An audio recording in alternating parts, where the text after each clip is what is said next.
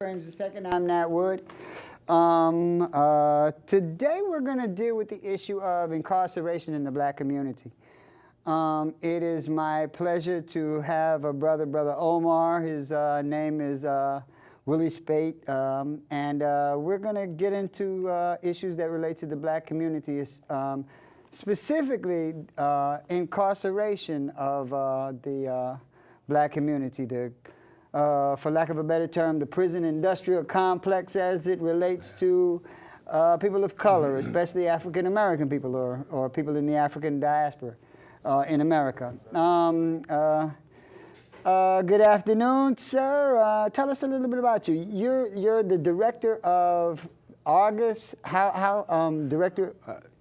Good afternoon, Nat.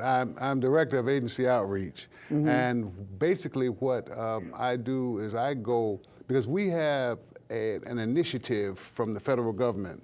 The federal government is trying to undo some of the things that they've done, so they give a little money to certain programs, and we're supposed to target people who are coming back, reentry. And so we have a component of Argus community called ACRI, the Argus Community Reentry Initiative. Oh, right. And what I do is I go in prisons and I go into the jails, and I try to encourage the brothers to, when they come out, to go into a program or somewhere to get some help. And we try to offer that help. We find ourselves with these brothers that are coming back home. Some of them been in 15, 20 years, have health problems. And as Michelle Alexander said in her book, The New Jim Crow, these guys are coming back into our society with all of their rights taken due to their felony conviction and being formally incarcerated. So what we try to do is help these guys to access some benefits, get some understanding about substance abuse, and even HIV and AIDS help that they may need when they're coming home, their medical and so forth, because it's hard for them when they return. Right. Yeah. Now you referenced Michelle Alexander's book, The New Jim Crow. And I couldn't help but think to myself that in a lot of ways, the new Jim Crow is far more insidious than the original Jim Crow. Because the original Jim Crow, although it was violent and discriminatory, there was still a black community. There was still a black infrastructure separate and apart from the white community. Right. That does not exist anymore. Right. So what the new Jim Crow has in effect done is eliminate millions of black men for all manner of things. Now, what types of things, crimes do you deal with, or are they crimes across the board? Crimes across the board now. Because there's some things that white folks don't go to jail for that we get all sorts of time for. Right. You know, and most of the people that we deal with, the majority of the people that we deal with are drug crimes. Right. Because since 1985, here in New York State, due to Clinton's law changes, the changes of the laws and the crack laws, we have doubled in the prison population, and on the federal level, it is 2/3 of the federal population has doubled. It has increased since the new crack laws have been initiated. Now, explain to our audience, if you can, the difference between the crack laws, which disproportionately affect black and poor people, as opposed to the cocaine laws. Well, the crack laws, it really imposes large sentences for small amounts of crack cocaine, whereas and most of those possessions of small amounts of crack cocaine are directed at the black and Latino communities. Most of these arrests are basically people of color. the powder cocaine arrests and convictions are mostly white people. Wall Street cats. Right. So cats with money. Right. So people that have the means are not penalized at the same level that poor people are. Mm-hmm. And so you'll find poor people that may have had 2 cracks, which would equal to $5 or $10, getting more time than a person that may have an ounce of powdered cocaine. And when you say more time, you're really understating the issue. We're talking about time. We're talking about like mass murder time. Right. I mean, some guys have done more time than people who were convicted of murder. Right. For drug possessions and drug sales. Right. And most of the guys that you find, see, I went to Mid-Orange yesterday, I go to Hell Creek, I go to prisons all over the state, and we find that a lot of these guys had no other crime but drugs, possession, and attempt sales, in order to support their habits. Correct. And we, this country is taking it to a punitive level instead of a medical model.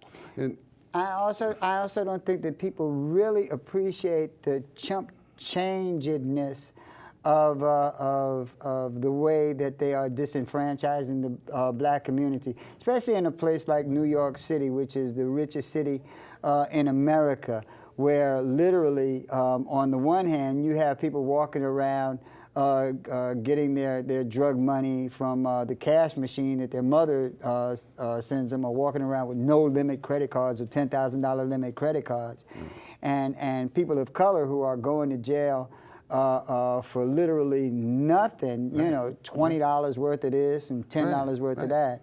It's the disparity in the laws and the disparity, but we have to look at that as racism. See, when we talk about institutional racism in this country, we have to understand that all of these things were designed to target certain communities. And when we look at how it has affected the whole family. See, when we have one young man that is arrested and convicted for drugs, not only he is affected, but his whole family is affected. Not only is his family affected, but the community is affected.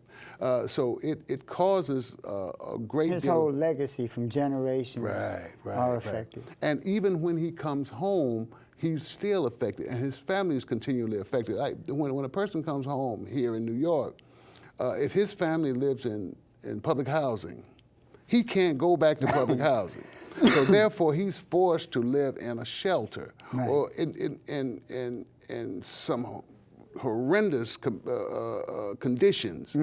What we try to do is offer maybe residential treatment when they come out, to try to get these guys a training, to try to get them education. Because when a person is coming back and he has no job skills, and he might have went to prison at 22, and he comes back 10 years. In a society that has no jobs for those who have not been incarcerated and have job skills. Right.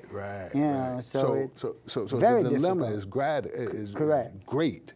But what happens is when we try to help, we find that you have unempowered people, because you have some of the people who are counseling and trying to help these people who are just as unempowered as the individual that they're trying to help. And then we have some people who basically think that they're trying to help, but they benefit from racism as well. You see what I'm saying? No, I understand exactly what you're saying. We've covered that a few times. That we need totally new management, because this plan that they say they have is not working. First of all, it's like they argue the case of that we are the wretched of the earth. you know, Yeah. and that all we need is like a couple of peanuts and Yeah. maybe a job at Walmart or some stuff. We'll be all right. Right. It's not about empowering people or Right. leveling the playing field. Right, and it's not. I mean, we may have someone in a position to help someone, but they go to school and as one of the guys at the People's Institute for Survival and Beyond talks about in Undoing Racism, is that you have somebody go to school, and what a lot of the Caucasians that go to school to come to our community to call themselves helping us really just become skilled racists. Right, You see what I'm right, saying? So, right. so they really don't help our Right. In fact, no one has asked for us to come to their communities to do, and we never ask the community, what do you need? What kind of help do you really need? Right. Most programs come into a community and tell the people what they need. It's true. It's like something is not valid unless a white PhD says it's valid. Right. Like you don't want the opinion of the people who are suffering in Darfur. Yes. You want the opinion of some white researcher. Right. You know, right. you won't With ask some the people who. statistics. Right. You mentioned the new Jim Crow, and there's a few things that I want to really touch on as it relates to the incarceration rate and black people in America. Okay. I think you hit a little bit on how disproportionate the numbers are, but again, it's understated the gravity of these numbers. Sure. Also, I think one of the biggest issues that a lot of people don't want to address is the simple mathematical fact that black people are a cash cow, and incarcerated black people are a cash cow. Yes. Especially for economies upstate. Yes. They've gotten into, they're doing a thing now, and I couldn't help but see the irony and the symbolism of it all. They are now counting incarcerated black people statistically Yes. as residents of upstate, Right. so that they can get money. And I couldn't help but think of the 3/5 rule. Right. Where they counted black people specifically so for white numbers. people could get right, so that they could benefit economically But and not enough to representatively. make you a whole human. Correct. But it didn't benefit us. It Right. benefited Their numbers in the South. Correct. Right. Their numbers in the South, which brought Right. more money and more representation.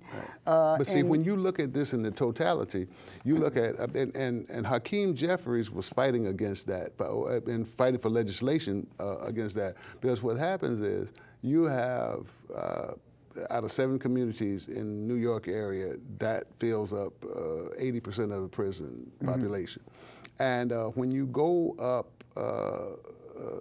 they bring the guys up there. Now, the guys are coming back here, but they're counted on the census upstate.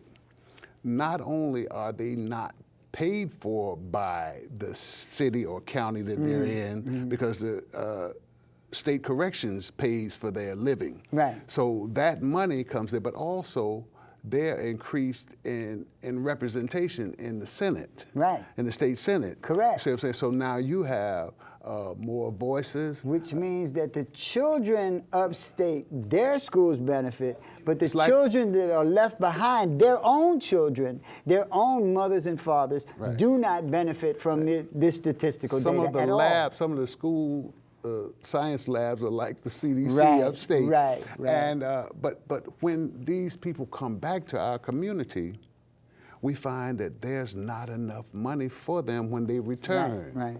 You see what I'm saying? So how do we help these people? Now, like I said, the federal government gives us a little money to try to work with these people, but there's not enough to help. When you think of the trillions that is generated by just this mass incarceration, what we get, and it's cut off at a certain time. Like you have 3 years to help these people, and after that, but people are coming out in groves. We have one facility in Queensboro. It releases 5,000 people a year that are coming from upstate and come down. You have Fulton that's releasing, work release and releasing about 5,000 people a year. Back to this community, you have Lincoln, who's releasing people back to the community. Then you have Edgecombe. All of these are inner city prisons, state prisons. So, but where is the funding to help these people get back on their feet? Because it appears that they're set up to go back. You know, with no resources, with no place to live, with no job skills, with no education.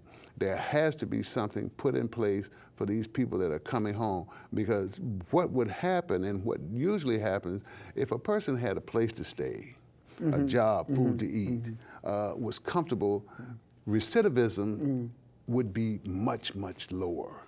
Many of them, if they had some sort of economic stability, would never have been in jail in the first place. Right, right. In point of fact, the sad irony is that when nothing else is happening, crime is logical. Yeah. I mean, when there is no job opportunities for you, there is no educational system available to you, when you have children to feed, when you have a wife or a woman or the mother of your children constantly in your face, calling you all sorts of names because you cannot provide for your children, throwing a brick per se is not illogical. No, it's not. No, it's not. In fact, it is what they say, the logical move. It's the logical move. Yes. It's the logical move. Yes. And people don't have a conscience when I'm starving. You can't have a conscience if your children are starving. You might be able to have a conscience if you're the only one starving. Right. But if your family is starving, that limits your options. That's it. That's it. And so what we try to do, and what we want to try to do, is figure out as a people, as a group. We have a group called Men of Color, and what we do is we sit around and we talk and we try to understand what can we do to correct this dilemma. It's hard to get young people, just like you said, that are hungry, to sit down somewhere and discuss these issues and what can we do to change it. It's also difficult when you're in a school that nothing that you learn resembles you. Right. And this discourages a lot of the kids, because I see nothing in here about me. I see nothing in here about my history. I see nothing in here about my legacy, which and Black history is ingrained and is the history of this country. And if it's not included in your textbooks, it's not included in your lesson plans, then it discourages a lot of people. But is that coincidental or is that aggressive? Oh, it's part of the institutional racism. Right. You know, I don't think it's coincidental. I think that it is an aggressive attempt to disempower Black males specifically, you know, Black people in the broadest sense in America, to eliminate them from the competitive roles, the roles of competition, from the cradle. Yes. And these numbers that we get about the jobless numbers are skewed, because in our communities, in the Latino and the Black communities, those numbers are much higher than the national level. We can boast of 50% unemployment. When you talk about the male population in the Black community, you're talking about 56%. Those people, that group, is eliminated from the workforce. And some have gotten to the point where they don't even look anymore. So discouraged and so downtrodden. They just don't even look anymore. Right. You know? And not only, to your point about the school system, not only does the school system not empower Black youth in terms of teaching them about themselves, of instilling pride and a sense of competition, a sense of wanting to empower themselves in their community, not only does it not perform that function, which is so very, very vital, but it does not even provide the types of skills that our brightest and best minds would gravitate towards, simply because this is what they want to do. Right. The school system does not inspire. There is no criterion for allowing those kids who they're like science classes, right, for the budding scientists, you know, right, for the budding virtuoso, there are no music classes. Right. For the budding mathematician, there is no classes so that he can design the perfect algorithm or technology classes, right, to produce the next Eisenberg in the black community. And when you look at the facilities, you see that they're not even there. They're non-existent. I mean, when you look at, if you go to local schools in the black and Latino communities, you'll find that they are totally inadequate. Right. I mean, they're so little that they're working with that it's shameful. And they're talking about cutting the budget even more. Right, right. And the cuts come straight to your community. They come straight to us. Yes. I mean, yeah, they're literally. It seems like we're not beat down enough. They need to take the baseball bat to our knees again. Right. What do we do? Well, politically, do we have heroes or warriors? Heroes is not the right word, but warriors. Are there some politicians that you rate as better than others, or has the whole?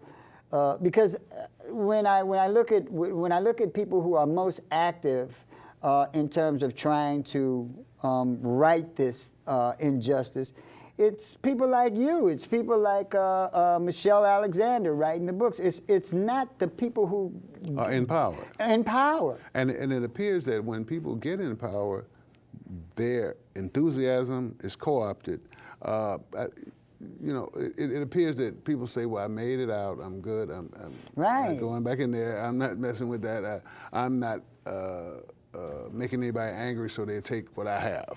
Right. And right. So we have to do it from a grassroots level now, right, because if we don't do it from the grassroots level, it will not get done. Right. You see, but first of all, we have to educate, because we would be surprised. You would be surprised. You could ask 1,000 people, what is racism, white and black, mm-hmm, and they couldn't tell you. Right. They couldn't describe it. Right. And if a person doesn't even know what's happening to him, right, he doesn't even know the system which has him like this, then it is difficult to get out from under it. This is why we go through our workshops with Undoing Racism, and it's a 3-day workshop with Undoing Racism. We have white people working with us and black people working with us in Undoing Racism. We also have, we have a group, a cultural competency group, which have gotten the State Office of Alcoholism and Substance Abuse Services to let us do cultural competency training. In fact, make it obligatory that if you want to get credentials in the substance abuse field, that you need to go through the cultural competency trainings. And that is to try to educate people who are in this field that you're dealing with a dynamic population, a different population, and a population that have special needs. And if you cannot address those special needs, and you cannot address them with those old antiquated ideas right, like Freud's ideas, right, right. Because you have you don't get to the people. Right. You don't reach the population that you're servicing with those theories and therapies that they had. I kind of get the feeling sometimes that it is by design you don't reach those people. Sure. Michelle Alexander said something that I thought was just so insightful that a lot of people don't even equate.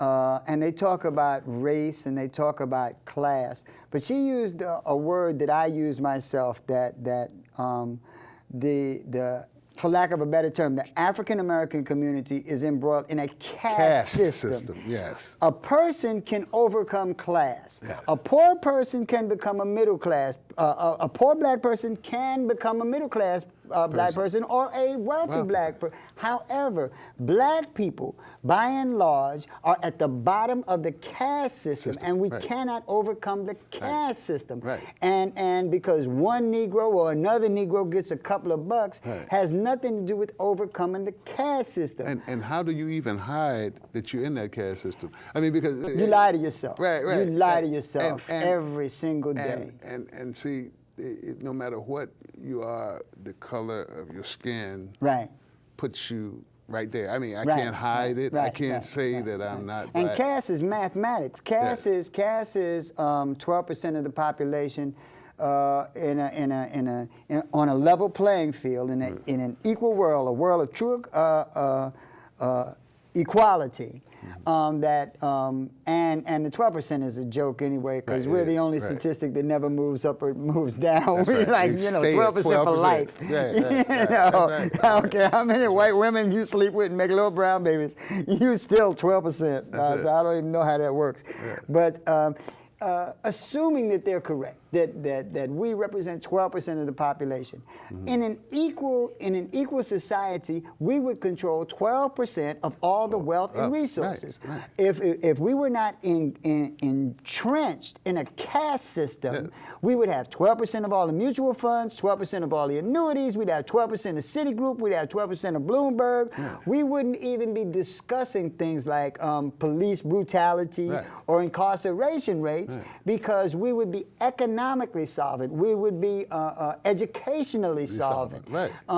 In point of fact, we are at the bottom of every single statistic, except those negative statistics like incarceration rates. We're at the top of those. But when you talk about money, that's education. A caste system. No education. Correct. Top. That's a caste system. That's an entrenched system based on race. But like you said, and I was raised in the South, right? So I was raised in my community where we lived. There were no white people there. Right. But every store, every shop, every gas station, everything was owned by black people. Correct. You see what I'm saying? Correct. And to the point that, because I was born and raised in Birmingham, so they started blowing houses up. The homes were more beautiful. And black people were articulate. They were forward thinking. They weren't dependent upon the whims and the whims and whimsies of white America to plan out their strategy. And my grandfather, he taught at Selma University, right? And he used to tell me, and I was 8 years old and I never understood it, but he said, son, education is the superior adjustment of a conscious being to his environment. And I just didn't start understanding what he meant. I could repeat it since I was 8 years old, but I never understood it until I started to get older, and then I started to understand what that meant. And what we are talking about is our superior adjustment as conscious being to this environment. And what we are discussing is what is happening to us as a people in this environment. And the funny thing about education, the funny thing about granting access and opportunity to everyone is that you get the most productive people in terms of building a world, so it benefits everyone. Just because you come from wealth and status, it does not necessarily mean that you have more to offer than someone else who has intellect and substance, and if given an opportunity, could do great things. I mean, we are awash in scientists who will never become scientists, mathematicians who will never become mathematicians. They argue about the validity of art in the school, but a lot of people don't realize You cannot build the Golden Gate Bridge without art. That's You right. cannot design the Empire State Building without art. That's right. It's the math that makes it functional, but the art is the vision. You cannot construct the pyramids or the Sphinx without art. That's right. And you cannot compose a concerto without math. Art. That's right. That's right. They are one and the same. In order to build a civilization, you need the best of both worlds, That's and right. you need access and opportunity to all of those things, Right. especially in the 21st century. Right. We don't get that. Right. What we get is no schools, no opportunity to make money. The jail system, mass incarceration, leaving our children behind to go through the same thing Right. generation after generation after generation, and we tend to internalize the struggle and blame ourselves for our own oppression. Right, and I look in the prison, and I go to different prisons, and I see 3 generations sometimes. Mm-hmm. I see a grandfather, a father, and a son in prison at the same time of African descent.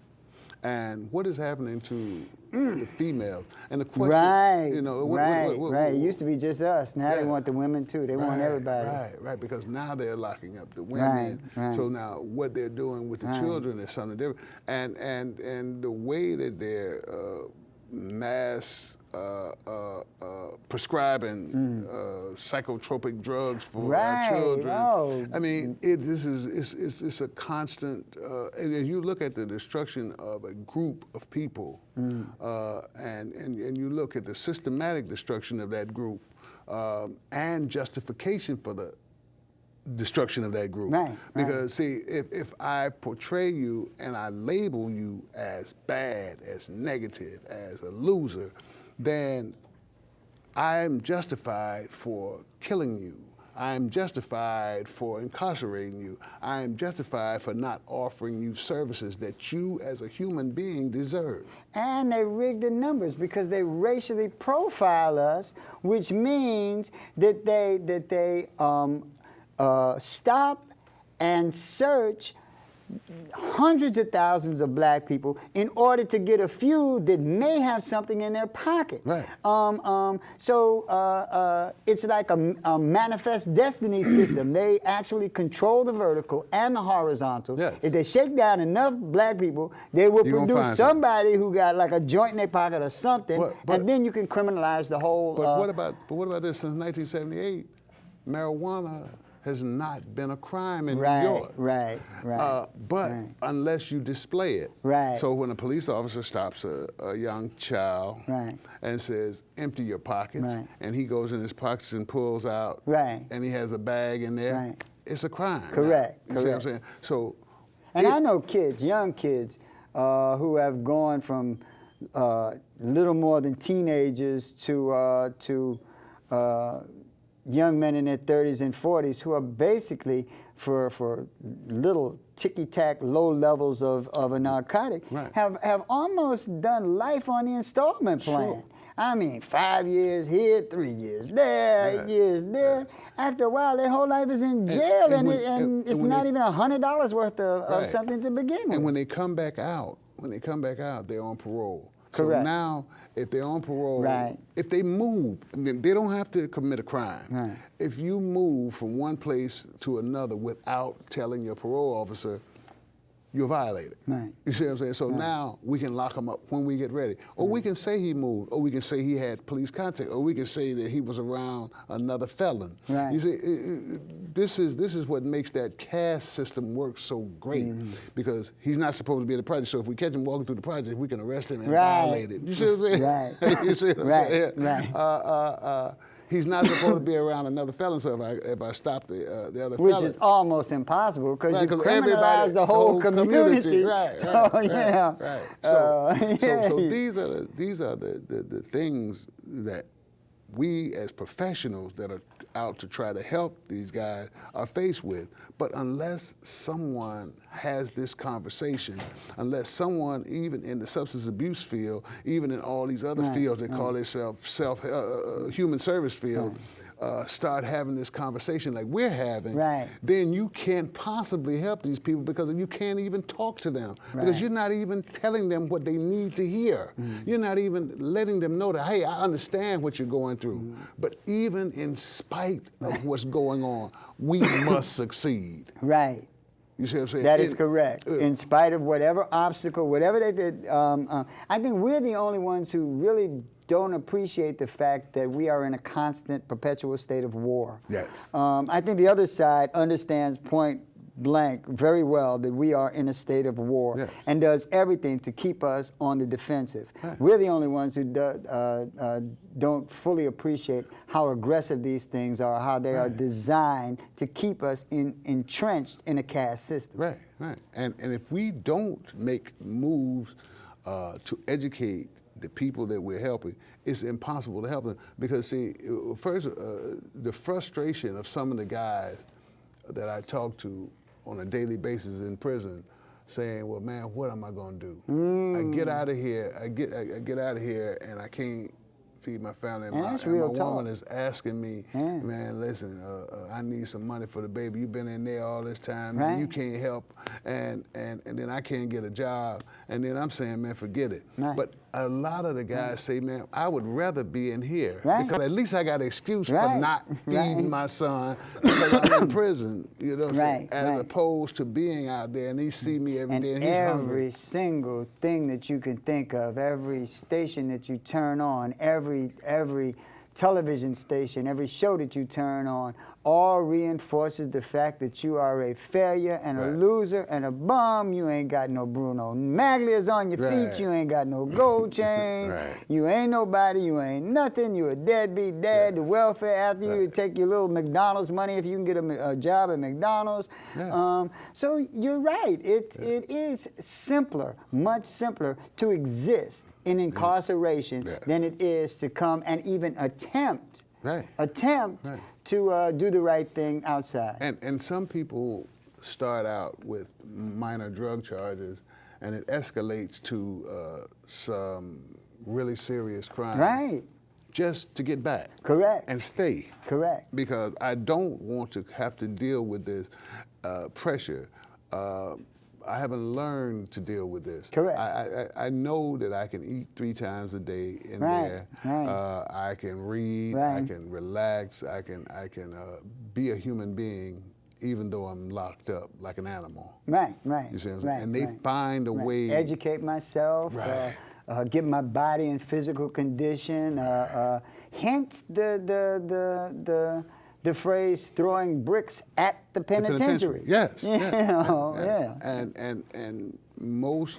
And you are obliged, because instead of offering help to people who you may see, if you had someone who understands the people, say, I know that he's doing this in order to get it. Let's move him to here. Let's send him here. Let's give him an alternative. Now, they have several alternative to incarceration programs in New York. But where they send them is further demeaning to them, because if you send them to a program and the people are saying, listen, if you don't do what I say, I'll send you back. You know, so people learn to, okay, yes, and say yes. Some people say yes, okay, I'll do what you say. I'll do. But all they're doing is doing this in order to finish this sentence, and then they got to go back to where they were. So we have to try to come up from a grassroots level as to what can we do to help the people that are coming home. Really genuinely help them. I mean, get them some training, get them education. At the place that I'm at, we have referrals for education, but they're gonna cut that out in a minute. We have referrals for school. We have a GED program, an alternative high school program in the building. But eventually they're going to cut the funding on that. We look at how they're trying to cut back on whatever they need to do or whatever's needed to help this group of people. Then what happens? They're on some charter school noise. which is ridiculous noise to me. I cannot believe that intelligent black people would even utter the words charter school. Yeah. I mean, the concept of, well, we can't level the playing field for black people, even though we're siphoning all the money from the black community every possible way we can and sending it to our children. Right. But we have this solution that you all can throw your children's names in a bucket with a million and a half other for 12 seats. Right, for 12 seats, and whoever get, and I'm like, well, what if they threw Barack Obama's name in a bucket? Would he be the president, or would he be working at Burger King? Right. What if they threw Albert Einstein's name in a bucket? Right. What if they threw Cornel West's name in a bucket? Right. I mean, if that's what education is, fine. Let's throw everybody's name in the bucket, not just black children, Everybody. white. Everybody's. Let's put it in the street. Yeah. Let's put it in the street. Yeah. See how your life would be if Albert Einstein's name was thrown in the bucket with 2 million other people, and see if he get picked. See if he's lucky enough to get his name drawn. See if he can get picked. Right. We have a call. I see, and we're going to take the call. Hopefully they'll have some question that you can address. Okay. Because I really want to get into trying to resolve some of this. I don't know if I got to just go up to Gracie Mansion or Charlie Rangel's house and just drag him out, from the Dominican Republic. But caller, if you can hear me, just come on through.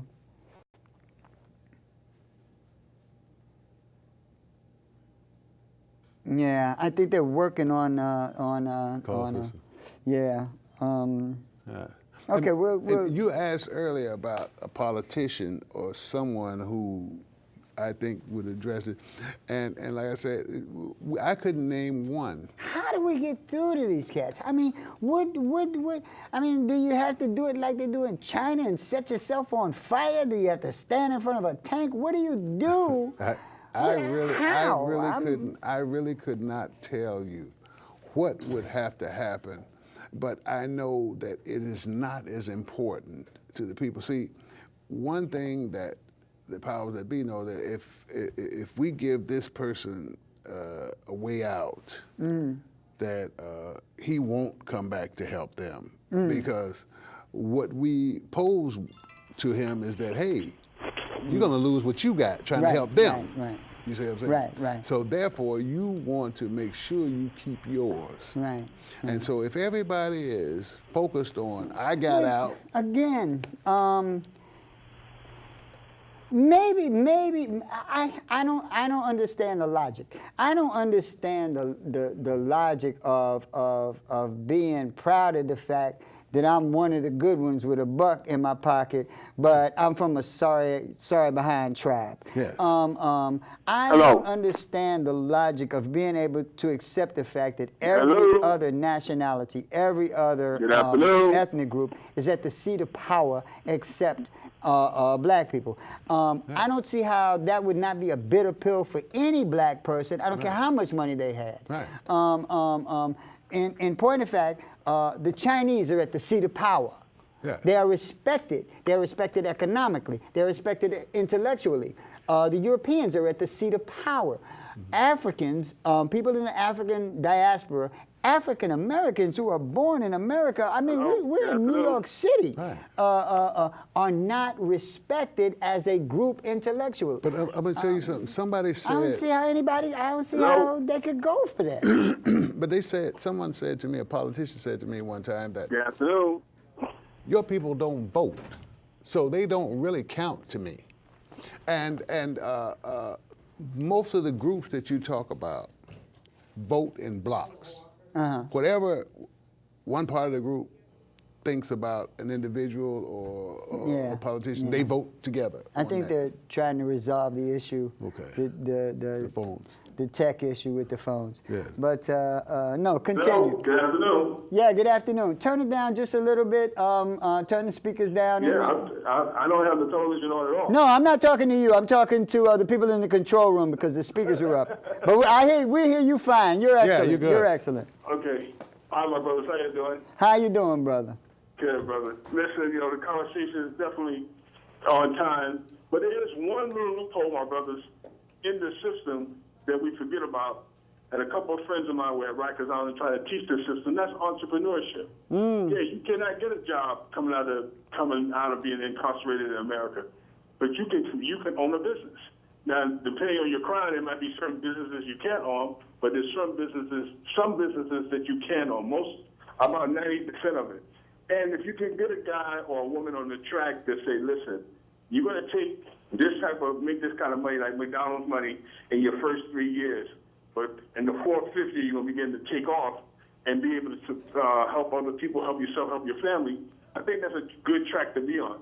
We keep trying to feed ourselves back into a system that we know is self-destructive, not only morally self-destructive to the person coming out, it breaks down their constitution, but we know it's not meant to help them. It's meant for recidivism, to send them right back in. You get a guy come out, you try to get a job, he can't get a job, you've got to feed his family, you got to do this, he wants to do that, boom, he commits a crime, he's back in.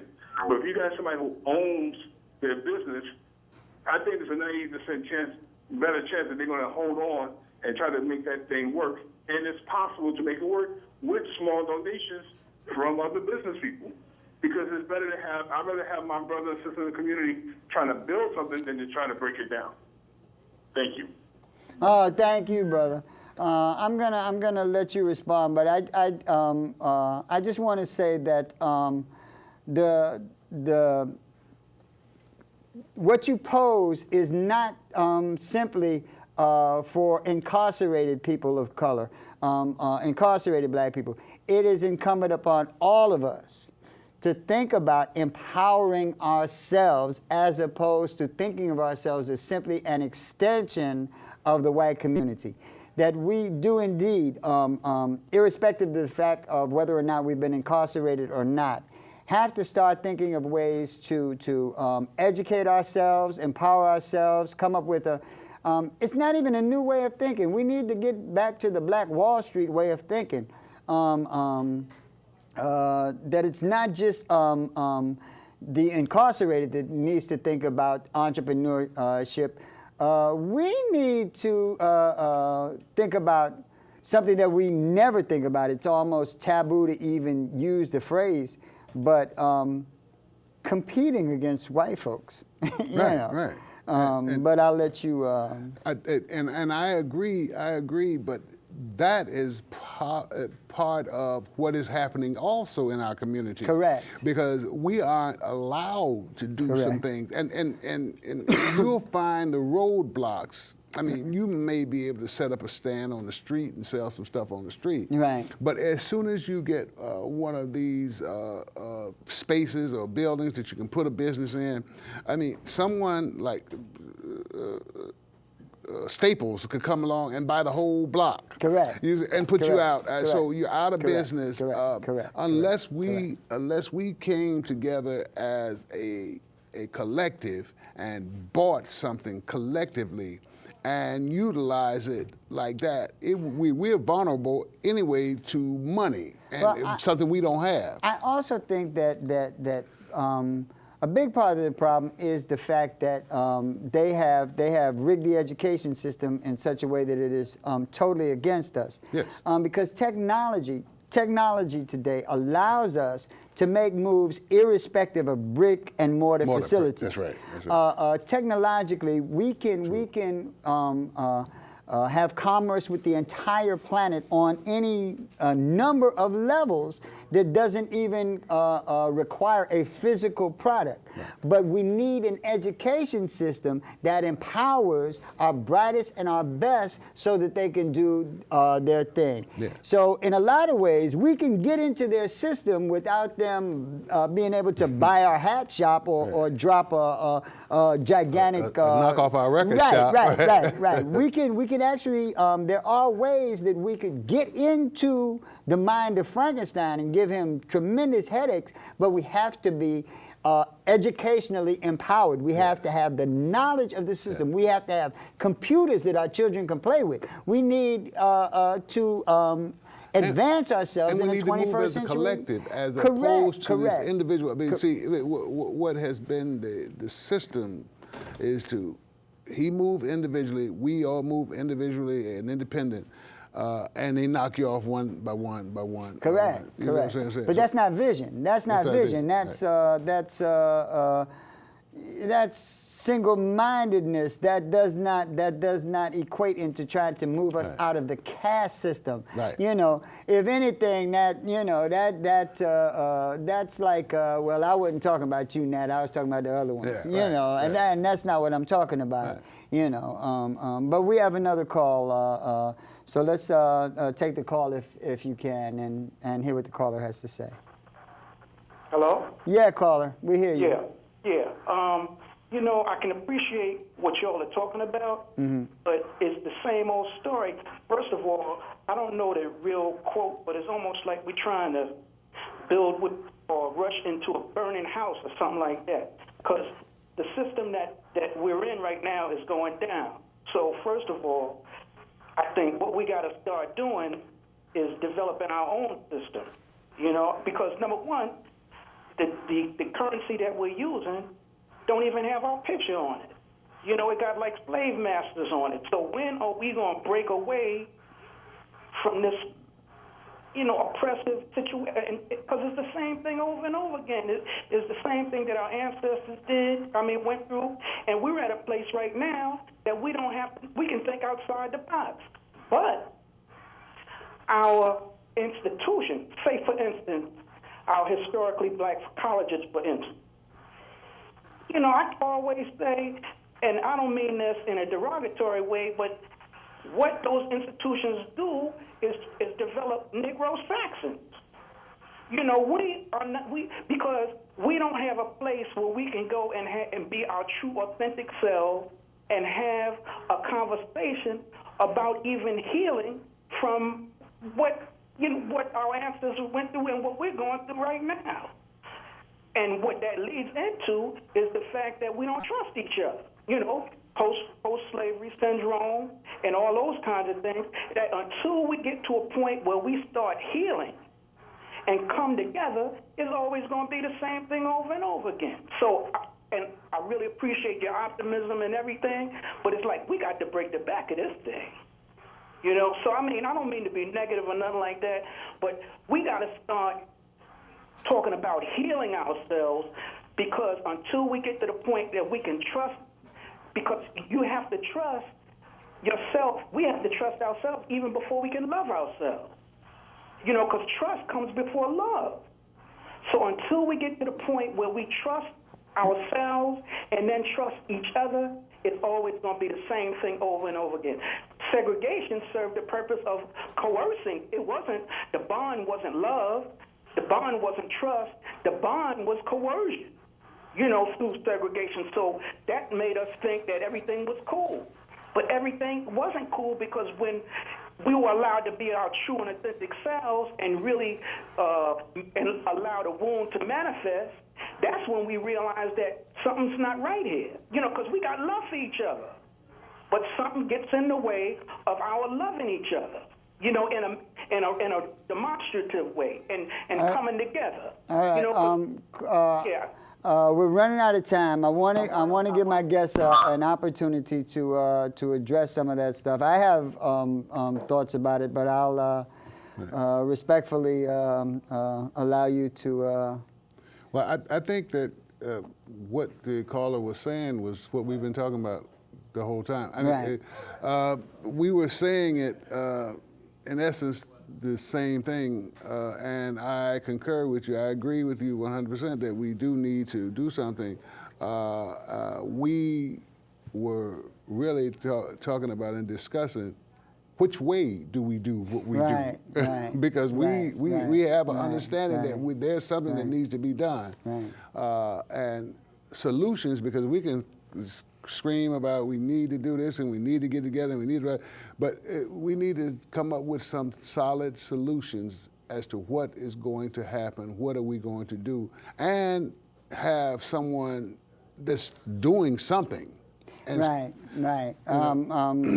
My take is a little different. My take is that if you know that something has to be done, it's incumbent upon you to make a move, even if hell comes up against you and nobody's on your side. Right. That is the nature of the soldier.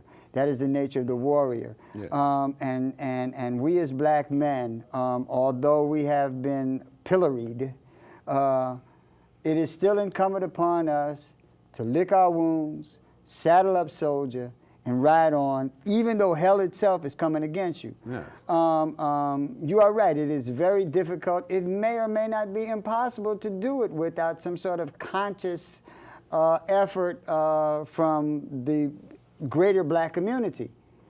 But if that's not coming, saddle up, soldier.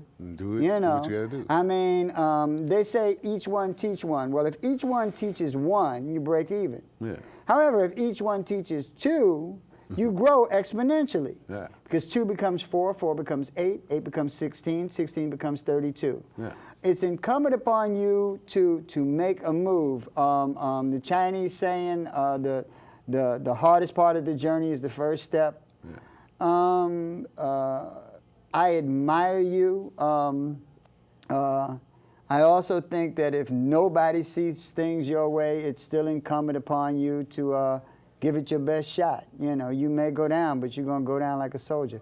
We only have a minute left, and there's so many things I should have asked this brother. But I'm going to give you at least 30 seconds to tie this all up in a ribbon and give us some suggestions and what we can do to sort of get behind you. Okay. And Well, at first, I spoke on when I first came on that we do have something going in the Bronx at 760 East 160th Street. We have a facility, and we work specifically with people with substance abuse and coming from a criminal background, formerly incarcerated or not. It doesn't make a difference. But we have several avenues that we can try to help people get them on the right road. Now, it's not that big, but it's some help that we can give the you got guys a phone when they come. number or email or? The phone number is Say it slowly. 718-401-5765. 401 5765. 718. I want to thank you so much for honoring me by being a guest and talking about these issues. They're so important. I want to thank the viewers for tuning in. As always, we're going to do our very, very best to present a product that enables you to think and reason, and hopefully we can come up with some solutions to some of the things that affect our community disproportionately. This is Nat Wood for Brother Willie Omar Speight, saying thank you so much, and we'll see you next week Tuesday. Peace. Thank you, my brother. Thank you so much. Thank you so much. Yeah, you really articulated a lot of things.